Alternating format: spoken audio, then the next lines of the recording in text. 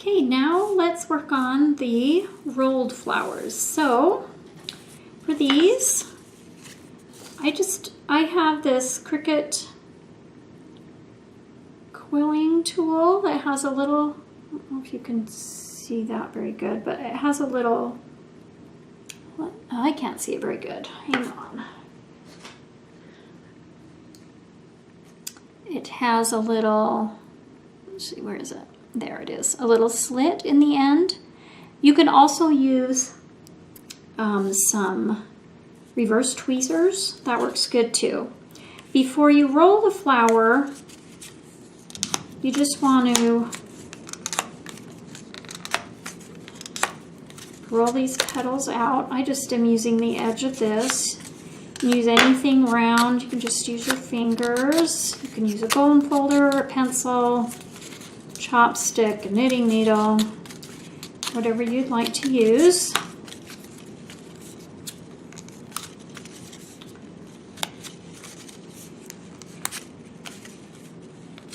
One tip they gave so that things don't bend like this one did is you can mist it with some water, and that helps the cardstock to move a little bit better without bending. I'm just going to hurry up and get this done.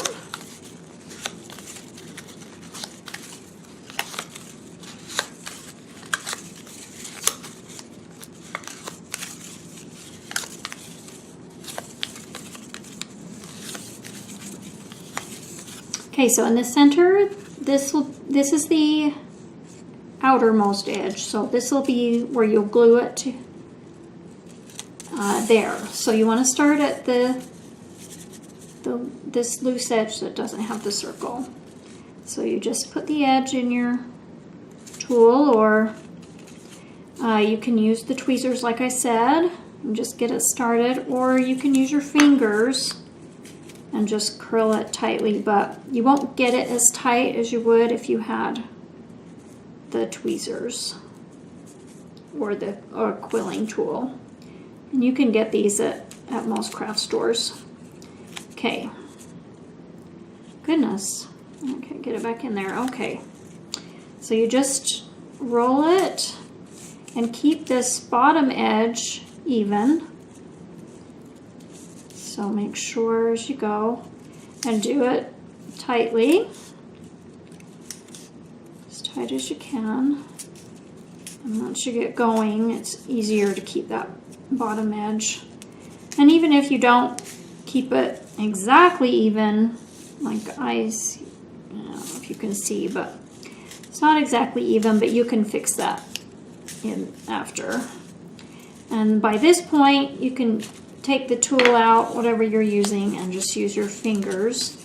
And I like to just put the end on my thumb and just move it around like that. And that keeps that bottom edge even. Like I say, if it's a little bit off, it's not that important, but make sure it's mostly even at the bottom.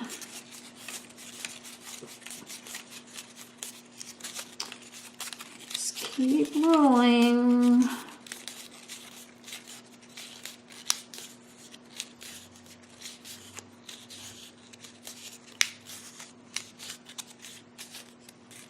Okay, once you get to this point, I like to fold that little circle up so it kind of makes a little base.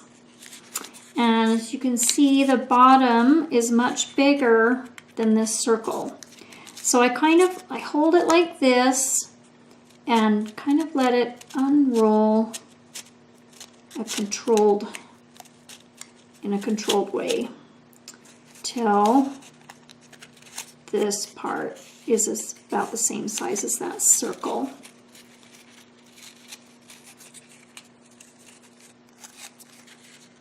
So sometimes I turn that upside down.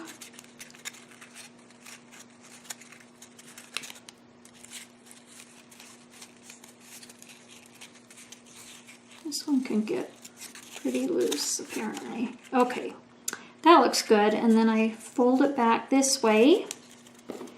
And I've got a hot glue gun here ready to go. And then just put some glue all over this and put a little bit on that base. And then flip it over and hold it for a minute.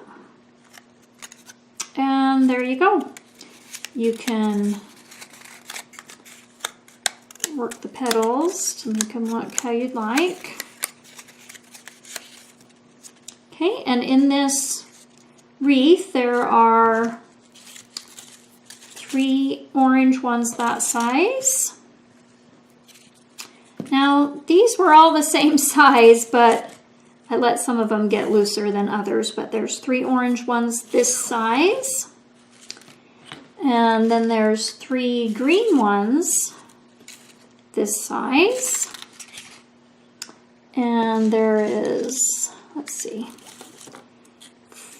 6 green ones this size. They're all the same size, but I had some of them tighter than others.